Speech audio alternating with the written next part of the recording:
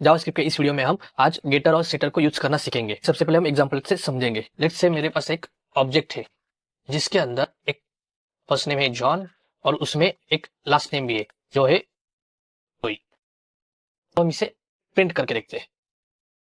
अब जैसे हम इसे प्रिंट करेंगे तो ये हमें सिंपली एक ऑब्जेक्ट रिटर्न करके देगा, बट हमें एक ऑब्जेक्ट नहीं चाहिए, हमें एक फुल नेम चाहिए।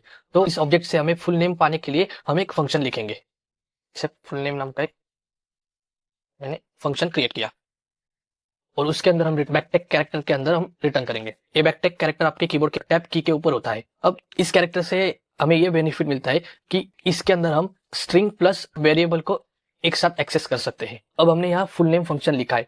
अब हम इस ऑब्जेक्ट के फर्स्ट नेम को एक्सेस करेंगे। इस ऑब्जेक्ट के इस फर्स्ट नेम को हम एक्सेस करेंगे।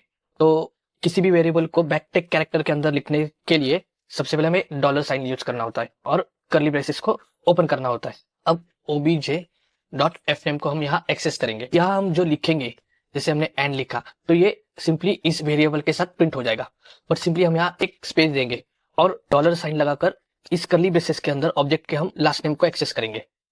सिंपली ऑब्जेक्ट का नाम लिखा ओबीजे और डॉट लगाकर इस प्रॉपर्टी को यहाँ एक्सेस किया। अब जब हम इसे कॉल करेंगे, जैसे हम फुल नेम को कॉल किया, तो सबसे पहले हम इस कंसोल लॉग को कमेंट आउट करेंगे क्योंकि ये इस ऑब्जेक्ट को प्रिंट करता था, इसलिए हमने इसे कमेंट किया। अब हम सिंपली इस फंक्शन को प्रिंट करेंगे, कॉल करेंगे। इस फुल नेम को अब हमें किसी वेरिएबल के अंदर लिखना होगा या डायरेक्ट कंसोल लॉग के अंदर लिखना होगा, क्योंकि हमने यहाँ रिटर्न कीवर्ड का यूज किया है। तो सिंपली हम इसे कंसोल लॉग के अंदर लिखेंगे, कंसोल डॉट लॉग। अब हम इसे रन करेंगे। तो जैसे हमने रन किया तो हमारे फंक्शन ने इस ऑब्जेक्ट के एफ नेम को एक्सेस किया यहाँ, और इस ऑब्जेक्ट के एल नेम को यहाँ, इस लास्ट नेम को यहाँ एक्सेस किया और फुल नेम हमें प्रिंट करके दिया, बॉन्डोई। अब इस फंक्शन में एक प्रॉब्लम है कि यह फंक्शन सिर्फ रीड ओनली है। मींस इस फंक्शन को हम सिर्फ रीड कर सकते हैं, इसे चेंज नहीं कर सकते। तो सिंपली गेटर और सेटर का मतलब क्या है कि समझो, गेटर का मतलब है किसी भी प्रॉपर्टीज को एक्सेस करना, प्रॉपर्टीज को किसी भी एक्सेस प्रॉपर्टीज को एक्सेस करना। और सेटर का मतलब क्या है, जो हमने प्रॉपर्टी एक्सेस की उसे अपडेट करना, ये काम है सेटर का।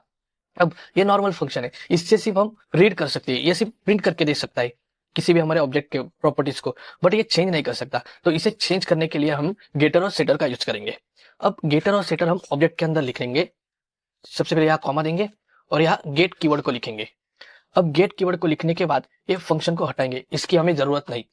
और जो बचा हुआ पार्ट है ये फुल नेम, और इसे हम सिंपली कट करेंगे और ये गेट के आगे हम इसे पेस्ट करेंगे। ये हो गया हमारा गेटर का कोड, और इसे फॉर्मेट करते हैं। ये हो गया हमारा गेटर का कोड।